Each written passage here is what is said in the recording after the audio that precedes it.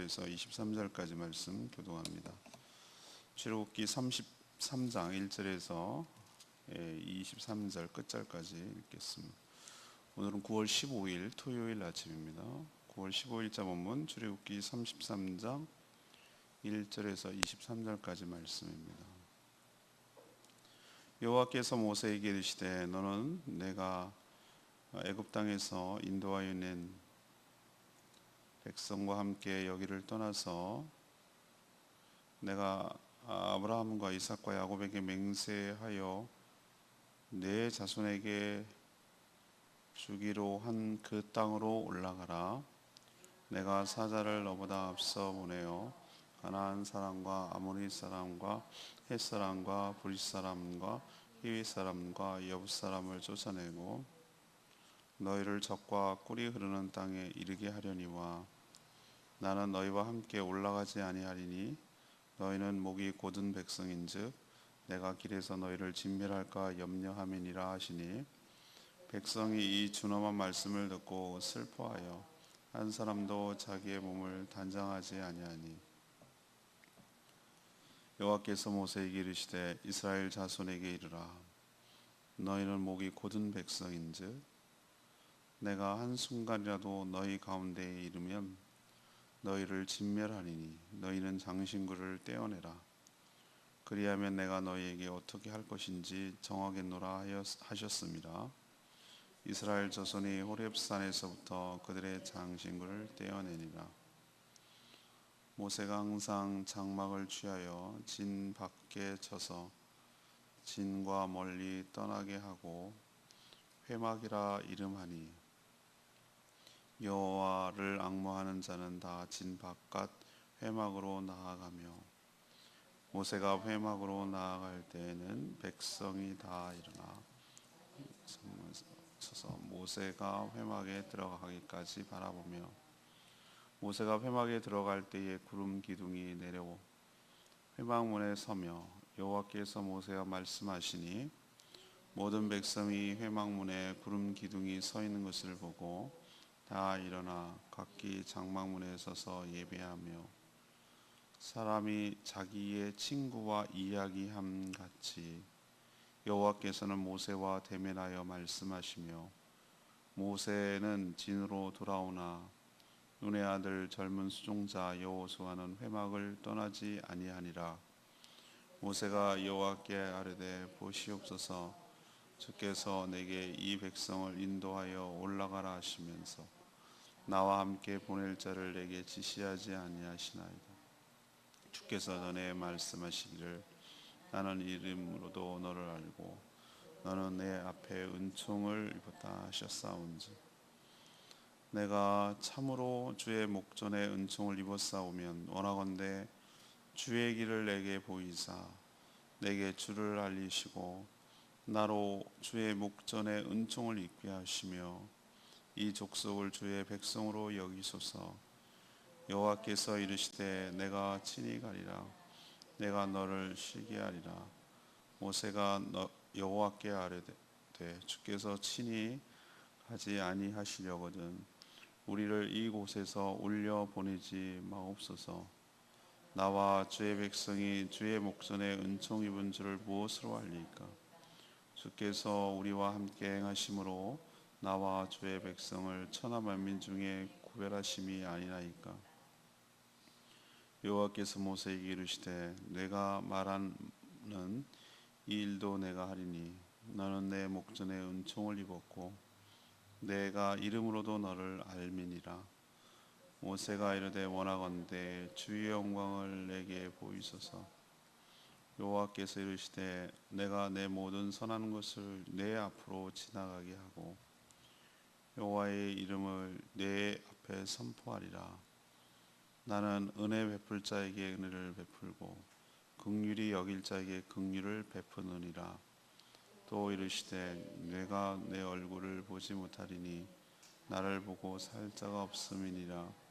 여호와께서 또 이르시되 보라 내 곁에 한 장소가 있으니 너는 그 반석 위에 서라. 내 영광이 지나갈 때에 내가 너를 반석 틈에 두고 내가 지나가도록 내 손으로 너를 덮었다가 손을 거두리니 뇌가 내 등을 볼 것이요 얼굴은 보지 못하리라. 아멘.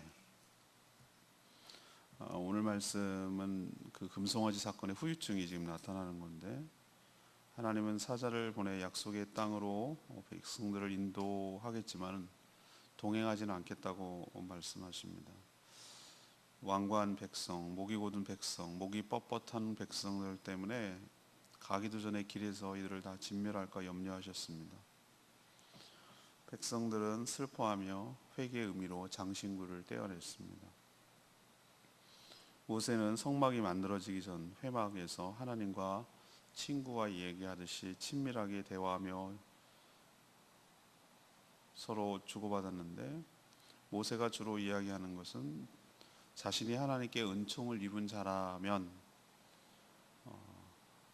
백성들과 함께 동행해 주시고 이 백성들을 다시 하나님께서 받아주시기를 간절히 간청하는 내용입니다.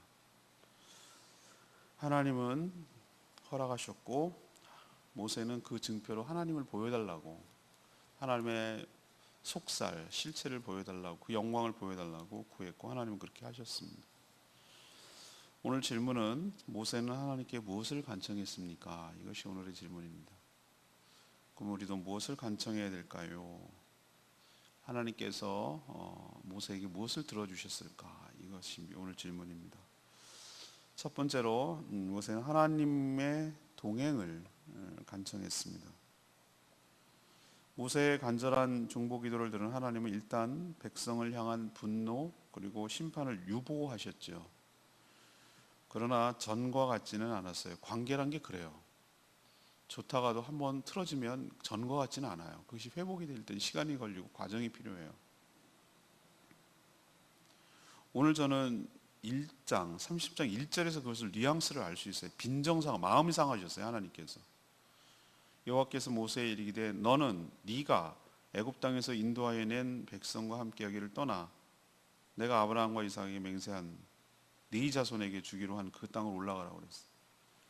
뭐가 이상하다냐고 그러겠지만 벌써 느낌이 다르죠. 하나님이 좀 마음이 상했다는 걸 이 말 속에서 알 수 있어요. 하나님이 출애굽을 다 주도하셨어요.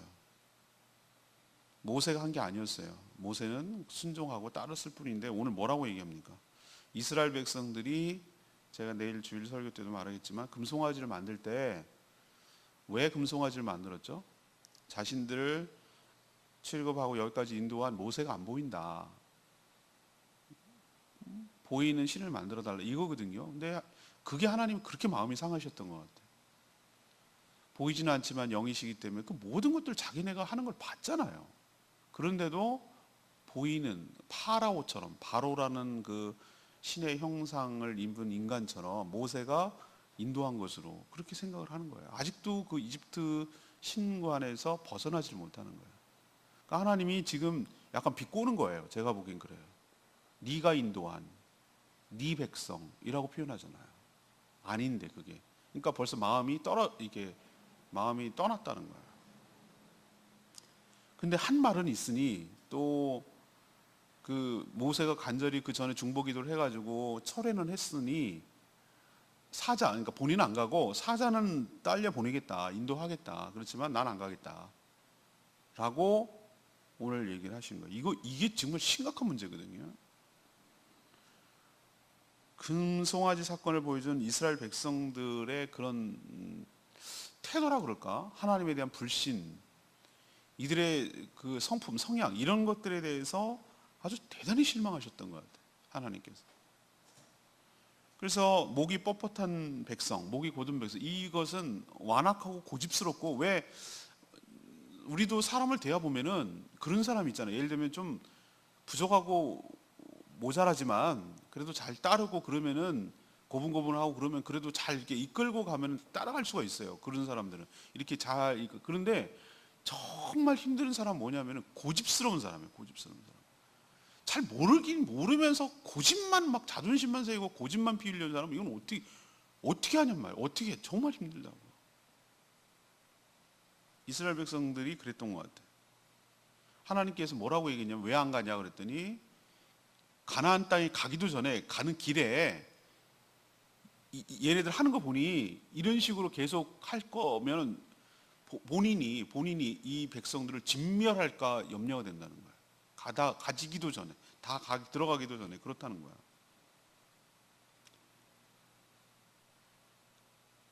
이처럼 하나님께서는 이 금송아지 사건으로 이스라엘 백성과 거리가 생겼어요.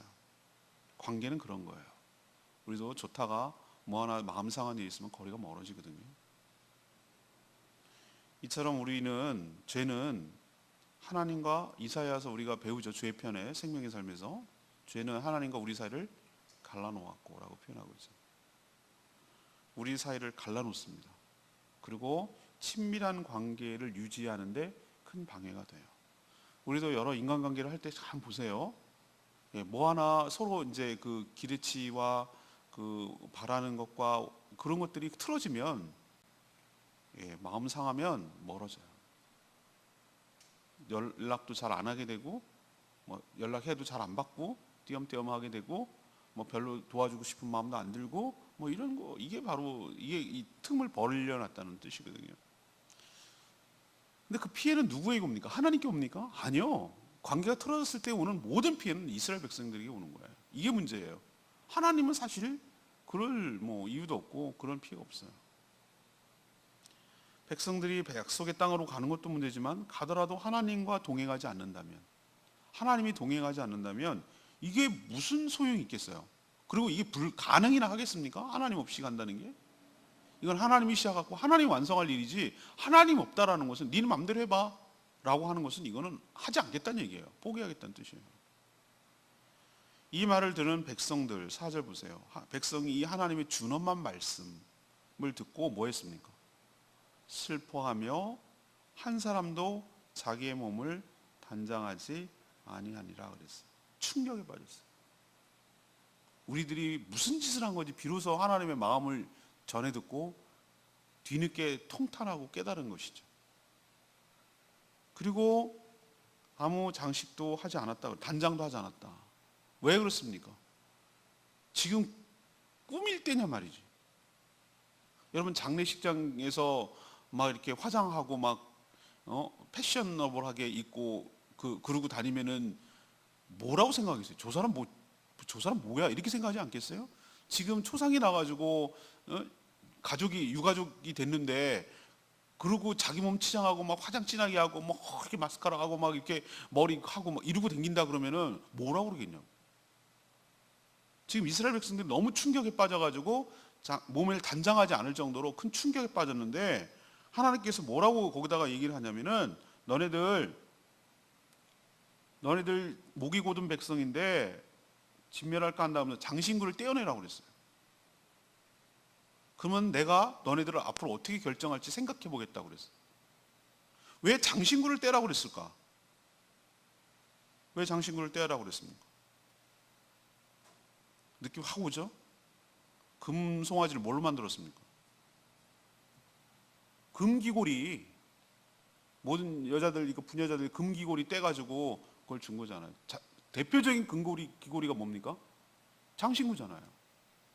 그러니까 예를 들면 생활에 필수적인 거 있어요. 액세서리라고 하지만 생활에 너무 필수적인 거, 시계 같은 거, 시계는 시간을 봐야 되기 때문에 그렇고, 안경 같은 거, 이거는 눈이 안 보이니까 이거는 액세서리이기도 하면서 동시에 이거는 필요 불가피한 것이지만, 예를 들면 반지라든가 귀걸이, 코걸이, 목걸이, 이런 것들은 자신을 뭐하기 위해서 더 돋보이고 이렇게 하기 위해서 한 것이잖아요.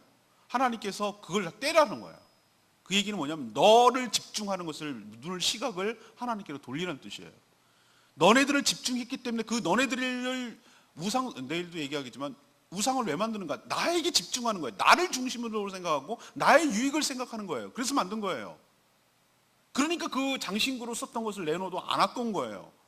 하나님께서 이 말하는 것은 너네 장신구 때라고 하는 거, 단순히 그런 말 하는 게 아니라 여기에는 굉장히 중요한 말이 포함되어 있는 말이에요. 너를 향한 집중에서 하나님을 향해 집중으로 바꾸란 뜻이에요. 그게 회개거든요. 그리고 겸손한 태도, 원래 상태, 아무것도 치장하지 않은 상태, 하나님 앞에 민낯으로 정직하게 벌거벗은 모습으로 하나님 앞에 서라는 뜻이에요. 장신구를 떼어내라는 것이 뭐 목걸이, 귀걸이 이거 단순히 떼라, 치장하지 마 이런 개념이 아니고 너의 원래 모습으로 돌아가라는 거예요. 어렸을 때는 뭐 치장합니까? 어렸을 때 화장합니까? 애들이 빨가벗고 다니고 팬티만 하나 입고 다니도 뭐가 창피한 줄도 모르고 애들이 뭘 목걸이를 합니까? 애들 돌잔치 할 때 막 이거 해주면 얼마나 귀찮합니까 그거? 어른들이나 막 이게 막 껴가지고 이루고 열 손가락에 껴가지고 그것도 사진 찍어놓고 창피한 줄 모르고 이루고 이게 졸부 모습이에요. 졸부. 애들 갖다가 그런 사진 찍어놓고 내추럴 모습, 원래 모습, 어린아이 같은 모습, 하나님 앞에 화장하지 않은 모습, 정직한 모습, 겸손한 모습, 그런 모습을 취하고 하나님 앞에 서라는 얘기. 그럴 때 내가 어떻게 할지 결정하겠다는 거예요. 그러면 용서해 주겠다는 게 아니고 그런 상태가 됐을 때 어떻게 해볼지 결정하겠다는 거예요. 안 그러면 너네 다 죽었다 이거예요. 안 가겠다는 거예요. 하나님께서. 하나님 없는 삶은 이거는 뭐라고 해야 되나? 끈 떨어진 년? 부모 없는 고아? 버려진 고아? 뭐 이런 거 비슷한 거 이상의 느낌이에요. 그 장신구 금고리로 우상을 만들었으니 다 떼고 회개하고 겸손한 태도로 하나님 앞에 서야 됩니다. 그리고 나서 하나님 앞에 용서를 구하며 하나님께 동행해 주시기를 간청해야 될 줄로 믿습니다. 그러지 않으면 우리도 소망이 없어요. 두 번째 간청은 무엇입니까? 하나님의 백성이 되어 주시기를, 하나님의 백성으로 다시 삼아 주시기를 간청하는 거예요. 하나님은 모세가 산에 있을 때 백성들이 금송아지를 만들어 섬기는 모습을 다 지켜봤어요. 다 지켜봤잖아요. 그러니까 산에 있는 모세에게 지금 밑에서 무슨 짓을 하고 있다는 걸 다 얘기해 주었잖아요. 그렇죠? 이 얘기는 뭐냐면 하나님 다 안다는 얘기잖아요. 그리고 화를 내시면서 뭐라고 얘기했습니까? 모세에게 싹 쓸어버리고 새 판 짜자. 싹 진멸하고 너로부터 새로 시작하자. 하나님 나라를 너로부터 시작하자. 네가 아브라함 해라. 너로부터 다시 처음부터 시작하자 라고 얘기하셨어요. 얼마나 화가 나셨으면. 얘네 안 되겠다. 얘는 싹수가 놀았다. 가나안 땅에 들어가기도 전에 출애굽한 지 얼마 되지도 않았는데 이런 모양이면 이거 안 되겠다는 얘기예요. 얘는 틀렸다. 얘네는 라고 지금 하시는 거거든요. 그러면 뭐라고 그랬어요? 하나님께서 뭐라고 얘기하셨어요? 아니 모세가 정말 그 언약을 근거로 계속 중보하잖아요. 하나님 그렇게 하시면 주방 이방 민족이 하나님에 대해서 뭐라고 하시겠습니까? 또 족장과 맺은 언약은 뭐가 되겠습니까? 제가 제 자손을 하겠다고 하셨습니까? 하나님 벌써 아브라함과 이삭과 야곱의 자손을 그렇게 하겠다고 하지 않았습니까? 저들이 그들 자손 아닙니까? 그럼 하나님 말하는 것을 갖다가 어떤 걸로 해 이렇게 되면 하나님을 어떻게 신뢰하고 어떻게 일관성이 있겠습니까? 하나님 하신 말에 책임을 지시는 분인데 이렇게 막 이렇게 아랬어요. 그래서 간신히 그 진멸하는 심판을 철회를 시키고 유보를 시켜놨는데 하나님께서는 이 유보는 하셨지만 그 여전히 마음에 상처가 있는 거예요. 우리는 이렇게 생각하게 하죠. 하나님이 어떻게 상처를 받아? 아니요. 그렇게 생각하면 안 돼요. 하나님은 인격적인 분이라는 얘기는 뭐냐면은 하나님도 우리가 느끼는 것과 똑같은 그런 아픔과 상처가 있다는 거예요. 눈물이 있다는 것이에요. 예수님이 눈물을 흘리시잖아요. 화를 내시잖아요. 성전에서 뭐 화를 내시고 불쌍한 사람 눈물을 흘리시고 마음 아파하시고 또 긍휼히 여기고 불쌍히 여기고 이 얘기를 느끼고 정서가 있고 다 있다는 거예요. 하나님도 오늘 보세요. 1절에 보면 마음이 상했다는 게 느껴지잖아요. 하나님 왜 그래? 뭐 하나님이 기계입니까? 난 기계 같은 하나님 믿고 싶지 않아요. 뭔가 이 인격적이라는 것은 살아있다라는 그런 하나님을 우리가 믿고 있는 것이지 그냥 무서운 무슨 빅브라더 같은 그냥 그런 신이 아니에요. 하나님은 지금 마음 상하셨어요. 정말 하나님도 상처를 받아요. 하나님. 모세는요 그 마음 상한 하나님을 지금 간절히 달래고 있어요. 그리고 백성과 자신을 동일시하고 하나님 앞에 나가는 거예요. 하나님, 하나님 제 이름 아신다고 했죠. 그렇다고. 그럼 하나님, 지금 회막에서 하는 얘기예요. 회막에서 얼마나 들락날락거리면서 하나님께 기도했는지 알 수 있어요. 하나님, 정말 저에게 은총을 받은 자라고 저한테 얘기하셨죠. 그렇지. 제가 정말 은총을 받은 자라면 하나님, 제가 사랑하는 이 백성들 다시 받아주시고 전처럼 택한 백성으로 여겨주시고 은총을 베풀어 주십시오라고 정말 간곡하게 하나님 앞에 중보 기도하는 모습이 오늘 쭉 나와요.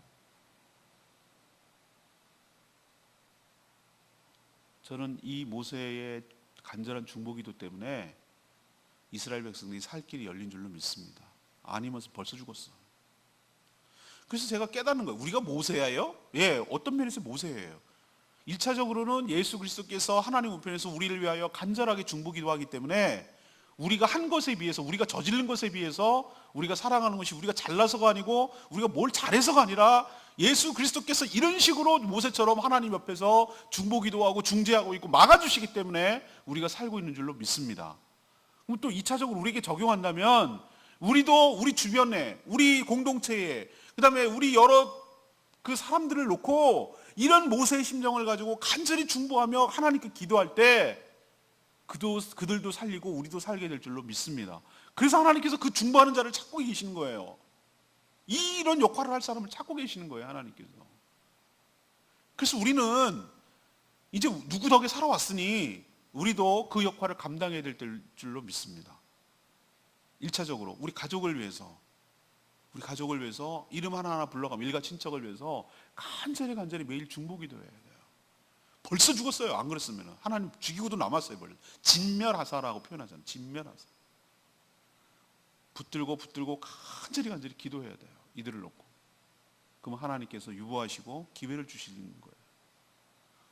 더 확대돼서 우리 교회 공동체를 놓고 간절히 기도해야 돼요. 더 나아가고 확대시키는 거예요. 동심원을. 이 제주도 땅을 위하여. 벌써 죽었어요. 이 제주도 하는 짓 보면은 하나님께서 벌써 죽였어요. 그 피해가 고스란히 와요. 하나님께서 치시는 방법 카드 정말 다양해요. 하나님 마음만 먹으시면 태풍 한 서너 개만 여기 통과하면 돼요. 가뭄 오게 하고 홍수 나게 하고 할 수 있는 방법 되게 커요. 전염병 들어오게 하고 관광객 끊어버리고 다 죽었어요. 하나님께 쓸 수 있는 카드는 너무 많단 말이에요. 근데 하나님께서 이 땅을 붙들고 중보기도하는 사람이 있는 것 같아요. 그게 우리가 되어야 되고. 그래서 이 땅을 살리고. 우리나라 죄악 저지르는 거 보면은 제가 하나님이라도 싹 쓸어버리고 싶어. 새판 짜고 싶어. 근데 누군가 붙들고 골방에서 티내지 않고 그 막 텔레비에서 나오고 유명세 타는 사람 말고 아무도 빚도 없이 이름도 없이 중보기도하는 사람이 있어요. 있으니까 이 정도가 유지되는 거예요. 이 정도라도. 저는 그런 생각이 듭니다. 골방에서 나라와 민족을 위해서 모세처럼 간절히 중보기도하는 사람 때문에 이 정도. 아니면 벌써 다 죽었다고. 우리도 이 백성이 하나님 나라 백성이 되도록 다시 백성 삼아 주시도록 백성으로 여겨 주시도록 하나님께 간절히 모세처럼 중보기도하는 저와 여러분 되기를 소망합니다. 마지막 세 번째는 하나님의 영광을 간청해야 됩니다. 모세는 참 성실한, 어떤 면에서 집요한 그런 사람이에요. 하나님께 이스라엘 백성들을 다시 택한 백성으로 여겨주시며 동행해 주실 것을 간곡하게 회막에서 들어가서 들락날락하면서 얼마나 간곡하게 간청하고 중보기도 했습니까? 아직 그 성막도 만들어지기 전에 이런 사단이 났다니까요. 회막이라는 게 뭐냐면은 성막이 정식으로 지금 이제 요거 끝나고 나면 이제 성막 제작이 들어가거든요. 설계도만 위에서 다 받은 거예요. 우리는 마치 앞부분에 설계도만 보고 벌써 다 지은 줄로 착각을 하는데 그게 아니고 설계도를 설명하는 과정이었어요. 모세한테. 그게 그렇게 길었어요. 그러고 나서 그 전은 그건 뭐예요? 내려와 보니까 만들기도 전에 그 금송아지 만들어도 사단이 나가 난리가 났잖아요. 성막을 만들 겨를이 없었다니까요. 그래서 다시 이제 그때 임시적으로 하나님을 만들고 만나는 장소가 회막이었어요. 회막. 이제 거기 들락날락 거리면서 하나님 앞에 계속 이렇게 간절히 간청하고 기도해가지고 겨우 하나님 마음을 돌려놨어요. 마음 상한 것을 돌려놨어요. 저는 이런 하나님이 너무 좋아요. 우리의 기도를 들으시고 우리의 기도를 진심 어린 기도를 들으시고 우리의 겸비한 태도 장신구를 다 떼어버리고 하나님 앞에 겸비하며 울며 어떻게 하면 좋냐고 하나님만 바라보고 백성들이 쳐다보고 있는 거예요. 지금 하나님만 눈치만 보고 있는 거예요. 모세가 회막에 들어갈 때 다 일어서서 경배하는 거예요. 왜? 가서 말 좀 잘해줘. 아니면 우리 다 죽게 생겼어. 경배하고 엎드렸다고 그랬어요. 들어갈 때. 왜 그러냐면 그 마음이 모세를 경배하는 게 아니라 정말 네가 잘 말해야 돼. 모세 우리 안 그러면 우리 다 죽게 생겼어. 이런 느낌인 것 같아요. 제 느낌은 그랬어요. 근데 모세는 확증을 받고 싶어요. 하나님 이 백성으로 삼아주신다는 건 너무 감사합니다. 그렇다면 하나님 그런 은총을 받았다는 것을 뭘로 알 수 있겠습니까? 증거를 보여주십시오라고 말하면서 그 증거가 놀랍게도 당돌하게도 하나님의 속살, 하나님의 영광을 보여달래. 하나님을 보여달라는 거예요. 하나님의 실체를 보여달라는 거예요. 와, 사실 이미 모세는 회막에서 하나님과 대면하며 친밀하게 대화하는 사이였어요. 그렇죠? 친구와 대화하듯이 얘기한다고 그랬어요. 근데 뭘 더 보여달라는 거예요? 지금 하나님의 실체를 경험하게 해달라는 거예요. 이렇게 말하는 사람이 한 명도 없어요. 하나님도 참 난감하셨어요. 왜 난감하냐면 죄인인 인간이 하나님의 얼굴을 보고서 살 자가 없다라고 오늘 모세에게도 얘기했어요. 난감하시는 거예요. 마음이 없어서가 아니라 모세가 죽을까 봐. 그럼에도 불구하고 하나님은 정말 너무 사랑하고 너무 이뻐하고 내가 하고 싶어하는 얘기를 모세가 해주니까 정말 하나님 진심은 백성을 이렇게 죽이고 싶지 않거든요. 근데 중간에 서서 이런 얘기를 해주니까 모세가 너무 이쁜 거예요. 제가 보기엔 그래요. 그래서 이게 안 되는 건데 원래 이렇게 하면 안 보여주면 얘가 위험해지는데도 불구하고 그 청을 뭔가 들어주고 싶은 거예요. 하나님 참 마음 좋으셔. 따뜻한 분이에요, 하나님. 그래서 뭔가 모세에게 확신을 주고 싶었어요. 그래서 뭐라고 얘기하시냐면 하나님께서 좋아 그럼 여기 바위에 서라. 하나님의 정면을 보면 네가 죽을 건데 내가 통과하는 동안 너를 지나는 동안 정면이 있을 때는 너의 눈을 가리겠다. 가리고 뒷면 통과하고 나서 나의 뒷모습 뒷면의 영광 하나님이 지나갈 때 얼굴을 가리고 들어가신 뒤에 등을 보여주시겠다. 인간적으로 표현하자면 사실 하나님은 육이 아닌 영이세요. 이렇게까지 하는 이유는 모세에게 힘을 실어주고 그에게 확신을 주고 그래서 이 백성들을 잘 가나안 땅까지 이끌게 하고 싶어하는 그런 마음 때문에 이렇게 허락해 주시고 이렇게 행하신 줄로 믿습니다. 하나님 참 좋으신 분이에요. 우리도 주의 영광을 바라보며 근데 우리도 그러면 영광을 보여달라고 그럴까? 그럴 필요 없어요. 우리 님이 예수 그리스도가 하나님의 영광인 줄로 믿습니다. 예수님 오셨을 때 뭐라고 그랬어요? 그분이 독생자의 영광, 하나님의 영광, 은혜와 진리가 충만하신 그분이라고 했어요. 하나님의 형상, 하나님의 형체, 하나님의 영광이 사람이 되신 분이 그분이에요. 우리는 그분을 만나고 그분을 친밀하게 대화하고 그렇게 이미 경험을 했어요. 그분이 곧 하나님이세요. 그의 영광을 보므로 모세가 확신을 얻었듯이 예수님을 이 땅에 우리에게 보내주심으로 하나님께서 그 약속을 확실하게 이행하겠다는 증표로 우리에게 확신을 심어주신 줄로 믿습니다. 오늘 레마의 말씀은 아까 말했던 6절 말씀. 이스라엘 자손이 호렙산에서부터 그들의 장신구를 떼어내니라. 호렙산에서부터 그때 이제 호되게 한번 당한 거예요. 금송아지 사건 이후로 이들의 삶의 패턴이 완전히 달라진 것이. 이스라엘 백성들은 모세를 통해 하나님이 자신과 동행하지 않겠다는 이야기를 듣고 완전 패닉, 충격에 빠졌어요. 버린 반등 같은 느낌? 그런 느낌을 받았을 거예요. 그래서 4절에 슬퍼하며 자신의 몸을 단장하지 않기 시작했어요. 회개와 겸비한 태도예요. 근데 또 하나님은 한 수 더 떠서 장신구를 너의 몸에서 떼어내라고 명령하셨어요. 장신구가 뭘까요? 아까 말했죠? 금송아지를 만든 재료예요. 그리고 이건 어디서 영향을 받았죠? 이집트의 영향을 받았어요. 이집트 문화. 왜 이들이 이렇게 막 장신구에 대해서 요란했죠? 노예로 살다가 졸부가 된 거거든. 이집트에서 노예로 사는데 뭔 장신구나 있겠어요. 그게 얼마나 비싼데 다 빼앗겼죠. 근데 늘 집주인 피지배계급인 지배계급이 이집트 사람들이 하는 걸 부러웠던 거야. 막 꾸미고 왜 우리 영화 같은데 보면 파라오 나오면 이집트 사람은 금사슬 막 이렇게 하고 막 이렇게 하잖아요. 그게 자기도 갖고 싶었던 거예요. 그래서 출애굽할 때 한몫 잡으니까 지네도 막 꾸미기 시작하는 거예요. 자기도. 없이 살던 사람이 좀 돈 생기면 막 웃기잖아요, 그죠? 막 금리빨 하고 막 금반지 여기 막 끼고 안 어울리는 맨날 트럭 타고 다니다가 막 좋은 차 타고 다니니까 안 어울리잖아요. 어떻게 해야 되는지도 모르겠고 그런 것처럼 지금 했던 거예요. 하나님께서 다 떼라고 하신 것은 무엇일까? 이집트 문화, 세상의 문화 이제는 끊으라는 얘기예요. 그리고 너의 치장하고 너를 꾸미는 데 집중하지 말고 다 떼어내고, 어디를 시선을 돌리라고?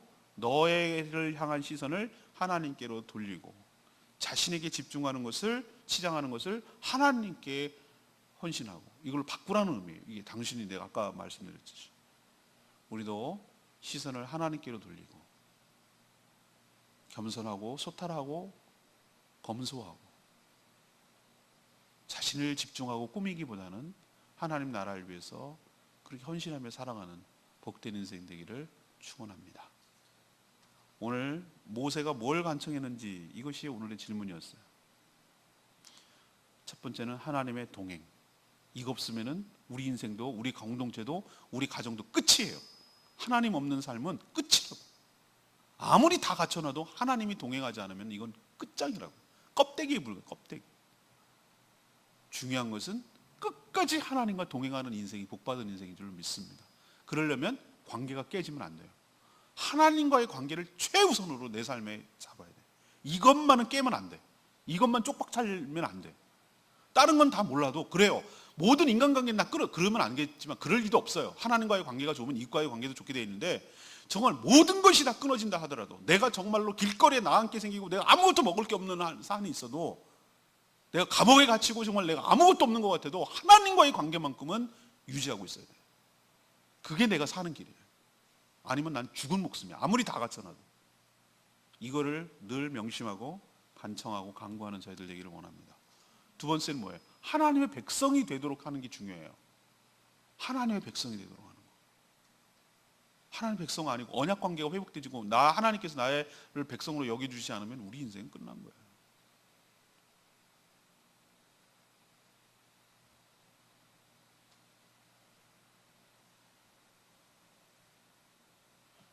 저는 모세가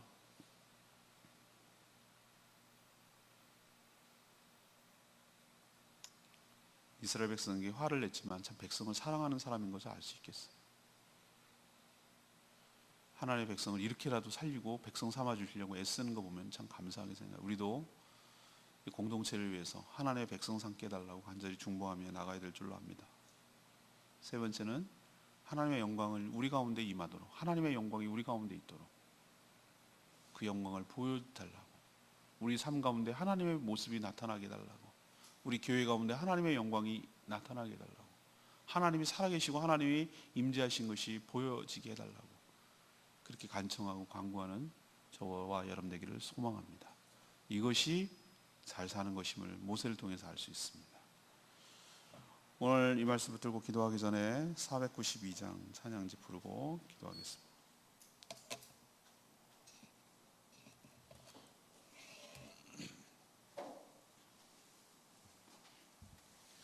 찬양집 492장입니다. 나를 지으신 주님. 모세가 회막에서 하나님께 기도했던 장면이 생각나시죠?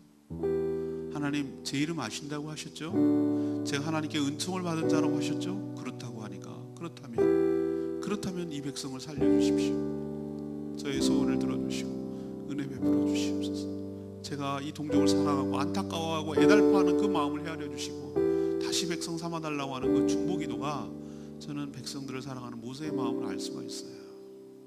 우리도 이렇게 나가야 될 줄로 믿습니다.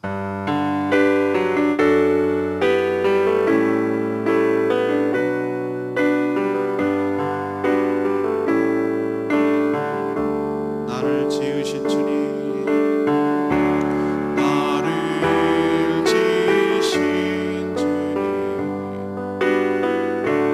내 아래 계셔.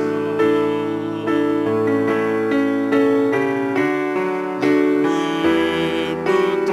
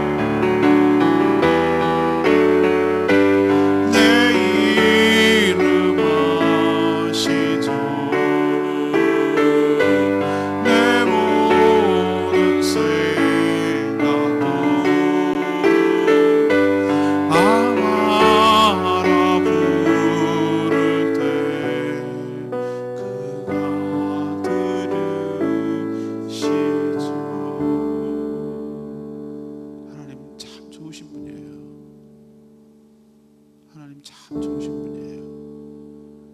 그 마음을 알 수 있어요. 그 느낌도 알겠어요. 왜 그렇게 화를 내시는지, 왜 이렇게 분노하시는지도 알겠고, 하나님도 그런데 또 그 기도를 들으시잖아요. 그리고 그 일을 바꾸시고 모세랑 얘기를 하시고, 모세야 무리한 부탁을 해도 들어주시잖아요. 하나님 얼마나 좋으신 분인지 몰라요. 하나님과의 좋은 관계가 있으면 우리는 모든 것을 얻는 거예요. 그 관계가 그렇게 중요해요. 근데 우리는 하나님을 사랑하는 사람들이에요. 하나님도 우리를 너무 사랑하세요. 나를 지으신 주님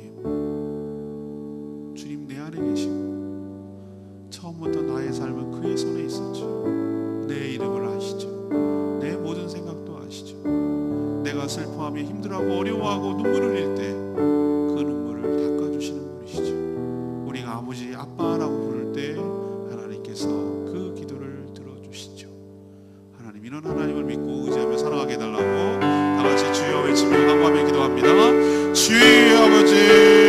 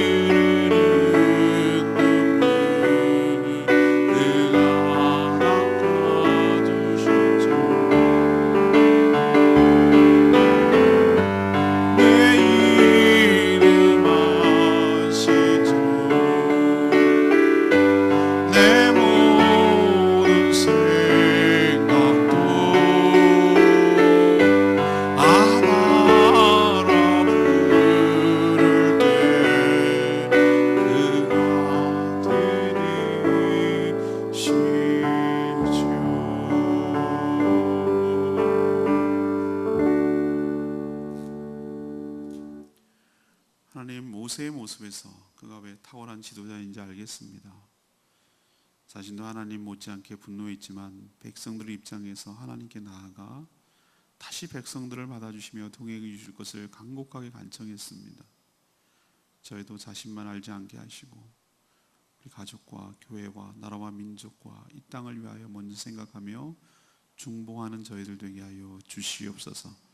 죄가 어떤 무서운 결과를 초래하는지 깨닫게 하여 주시옵소서.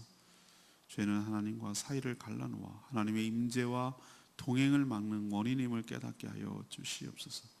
저희도 모세처럼 중보자로 나서며 하나님 옆에 양쪽을 사이에 놓고 저희의 문제인 것처럼 간절하게 중보하며 살아가는 저희들 되게 하여 주시옵소서. 저희도 하나님의 영광을 경험하게 하시고 모세처럼 친밀함이 계속 유지되게 하여 주시옵소서. 내일 거룩한 주일 온전히 준비하여 최고의 것을 드리는 복된 날 삼아 주시옵소서. 오늘도 간구하는 모든 기도 들어응답하여 주시길 원하옵고 예수 그리스도의 이름으로 축복하며 기도합니다. 아멘. 오늘 하루도 주님의 은혜 가운데 살아가게 되기를 간절히 축복합니다.